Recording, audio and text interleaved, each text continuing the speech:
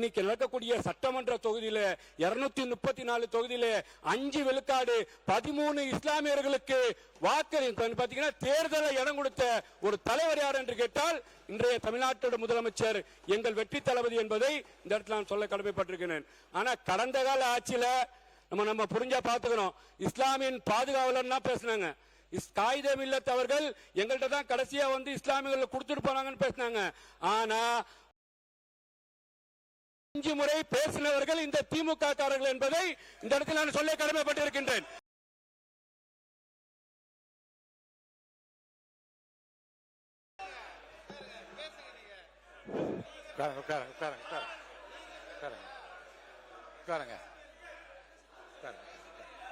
நீங்க ஒருத்தர் மட்டும் நீ சொல்லணுமா? மாண்புமிகு நீங்க பேசுறீங்களா? மாண்புமிகு அமைச்சர், மாண்புமிகு பேரவைத் தலைவர் அவர்களே, அமைச்சர் பேசுங்க. என்ன சொல்லுங்க? அனுப்புறேன். சட்டமன்ற உறுப்பினர் அவருடைய குற்றச்சாட்டை தெரிவிக்கிறார். அதை முழுமையாக கேட்டு அதற்கு பின் பதில் சொல்ல வேண்டும் என்பதை தாழ்மையுடன் கேட்டுக்கொள்.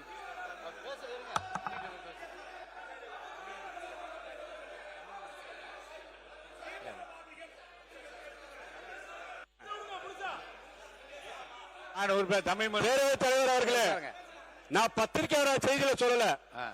நான் வந்து பாத்தீங்கன்னா அவங்க மாதிரி வந்து பாத்தீங்கன்னா இல்ல நான் முடிச்சிடறேன் சார், நான் முடிச்சிடறேன். நான் வந்து பத்திரிகையாளர் வர செய்தியில சொல்லல.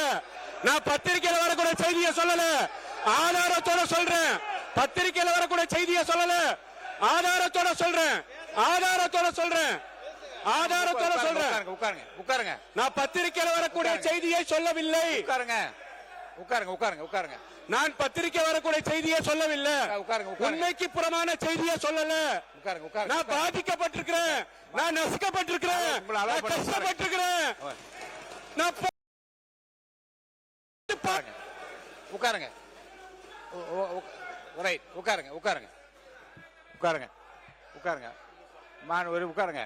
மான் உறுப்பினர் இருங்க, வேற யாரும் பேச வேண்டாம். மான் உறுப்பினர் தம்பி நான் இருங்க, அவரை ஒண்ணு நான் இருங்க.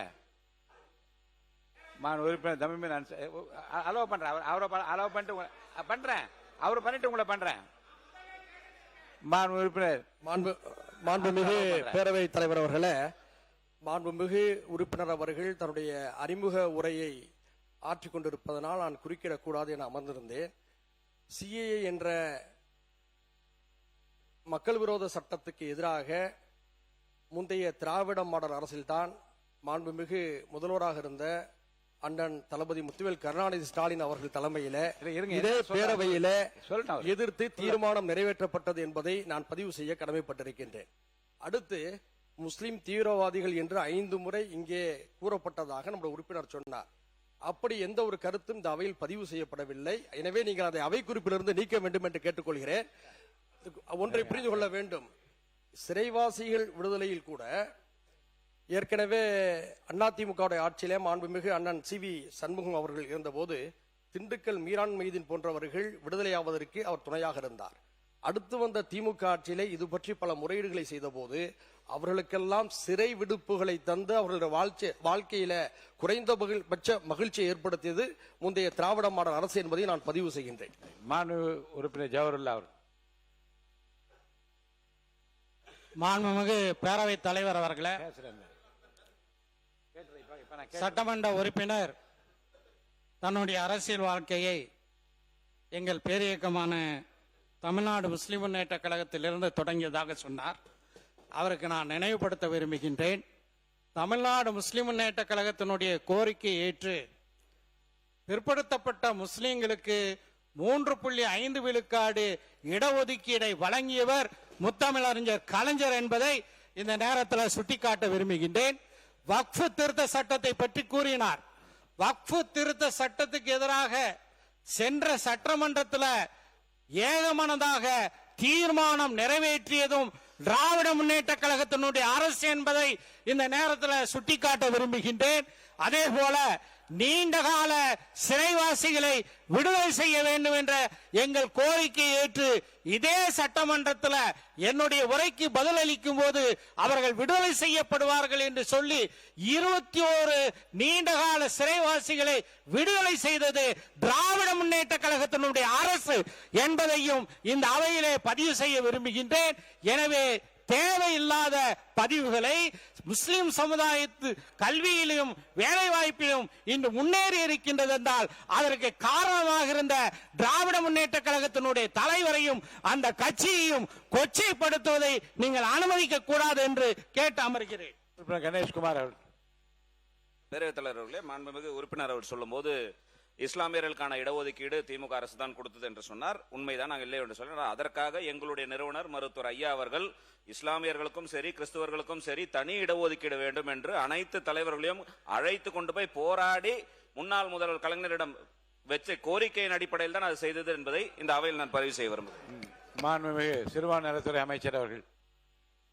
மாண்புமிகு பேரவைத் தலைவர் அவர்களே, இந்த 3.5% இடஒதுக்கீடை முன்னாள் முதலமைச்சர் டாக்டர் கலைஞர் அவர்கள் தந்தது நீண்ட நெடிய காலமாக இஸ்லாமிய சமுதாயத்தினுடைய மிகப்பெரிய கோரிக்கையாக இருந்தது. இந்திய யூனியன் முஸ்லிம் லீக்கினுடைய மறைந்த தலைவர் சிராஜுல் மில்லத் சந்தன தமிழறிஞர் அப்துல் சமத் அவர்கள் ஒரு மாநாட்டின் போது அன்றைய முதலமைச்சராக இருந்த மாண்புமிகு அன்றைய முதலமைச்சர் டாக்டர் கலைஞர் அவரிடத்திலே இந்த கோரிக்கையை எடுத்து வைத்தார்கள். இந்த கோரிக்கையை நிறைவு செய்து அன்றைய முதலமைச்சர் அவர்கள் சட்டமன்றத்தில் உரையாற்றும் போது கூட இந்த கோரிக்கையை நிறைவேற்றும் போது பார்ப்பதற்கு முஸ்லிம் லீக் தலைவர் அப்துல் சமத் அவர்கள் இங்கே இல்லையே என்ற ஆதங்கத்தை அவர்கள் வெளிப்படுத்தினார்கள். அதோடு மாத்திரமல்ல, இந்த 3.5% இடஒதுக்கீடு கிடைக்க காரணமாக இருந்தது கடந்த ஒரு சில மாதங்களுக்கு முன்பு சிராஜுல் மில்லத்தினுடைய நூற்றாண்டு விழாவிலே பேசிய முன்னாள் அமைச்சர் ஏவா வேலு அவர்கள் தொடர்ச்சியாக முஸ்லிம் லீக் தலைவர்கள் எங்கள் தலைவரை சந்தித்து இந்த இடஒதுக்கீடு கேட்டதன் அடிப்படையில் தான் இந்த இடஒதுக்கீடு வழங்கப்பட்டது என்பதை அந்த மாநாட்டிலும் அவர்கள் தந்தார்கள் என்பது நம்முடைய முஸ்லிம் லீக்கில் ஒட்டுமொத்த சமுதாயத்துடைய கோரிக்கை. அன்பு சகோதரர் சொன்னது போல பாட்டாளி மக்கள் கட்சி நிறுவனர் ஐயா ராமதாஸ் அவருடைய கோரிக்கை, அனைவருடைய கோரிக்கை ஏற்றுத்தான் அந்த இடஒதுக்கீடு வழங்கப்பட்டது. தாகிர் அவர்கள். தாகிரா அவங்க விடுங்க. மாண்புமிகு பேரவைத் தலைவர் அவர்களே, இன்னைக்கு இவங்க சொல்றாங்க, நாங்க அதெல்லாம் சொல்லணும். ஆனா முஸ்லிம் இந்த கூட்டம் திமுக அரசு சொன்னதுதான், அது இல்லைன்னு மறக்கவே முடியாது. சொன்னதுதான். இல்ல, அவை குறிப்பிட்ட நான் நீக்கிறேன். அவைக்கு நீக்கிறேன். வேண்டாம் வேண்டாம் வேண்டாம் வேண்டாம் வேண்டாம் வேண்டாம். இப்ப மாண்பு பள்ளிக்கல்வித்துறை அமைச்சர் வேண்டாம் வேண்டாம் வேண்டாம் வேண்டாம் வேண்டாம் வேண்டாம். மாண்பு உறுப்பினர் வேண்டாம். மாண்பு வேண்டான்னு சொல்ல உடனே மாண்பு உறுப்பினர் மாண்பு ஏவா வேலு அவர்கள். ஏவா வேலு ஏவா வேலு இங்க பாருங்க, இங்க பாருங்க. எதிர்கட்சி கொறடா முதல்ல இவர் எந்த கட்சியில் இருக்காருன்னு கேளுங்க. அவரை வசந்த காலத்துக்கு அவர் எந்த நீங்க எங்க உட்காருறீங்க? நீங்க உங்க இடம் எது? உட்கார சொல்லுங்க. நடவடிக்கை எடுப்பேன். உங்க இடத்துல போய் உட்காருங்க. இஸ்லாமியர்கள் பிரச்சனையாக அவர் முதல்ல இடத்துக்கு போக சொல்லுங்க. மாண்புமிகு பேரவைத் தலைவர்களே, இஸ்லாமிய பிரச்சனை என்பது தமிழ்நாட்டை பொறுத்தளவுக்கு ஒரு சென்சிட்டிவான பிரச்சனை. அது அனைவரும் அறிந்த ஒன்று. இது சிறுபான்மை சமுதாயம் சம்பந்தப்பட்ட ஒரு பிரச்சனை. நம்முடைய பேசுகிற மதுரை சட்டமன்ற உறுப்பினர் தங்களுடைய தலைவர்கள் இஸ்லாமியர்களுக்கு என்னென்னலாம் செய்திருக்கிறார்கள், எவ்வளவு அரணாக இருந்திருக்கார் என்று அவர் பெருமைப்படுத்துவதில் எங்களுக்கு ஒன்றும் மாற்று கருத்து இல்லை. ஏன்னா அந்தந்த கட்சி தலைவர் அப்படிதான் பெருமைப்படுத்துவார்கள். அதையும் எனக்கு மாற்றம் இல்லை. ஆனால் போகிற போக்கில் அனைத்தும் முஸ்லிம்களுக்கு பாதுகாப்பாக இருந்து அவர்கள் சொன்ன வேண்டுகோளை எல்லாம் செய்த ஒரு இயக்கம் திராவிட முன்னேற்ற கழகம். அதோட மாற்று கருத்தில் அதுக்கு விட்னஸே அந்த இஸ்லாமிய தலைவர்கள் இங்கே சொல்லிட்டாங்க. பேராசிரியர் சரி, நம்முடைய அன்சாரியும் சரி, அதே போல நம்முடைய இவரும் சொல்லிட்டாங்க. உட்காருங்க உட்காருங்க. அப்படி இருக்கிற உட்காருங்க, நீங்க உட்காருங்க. இடத்துக்கு போங்க.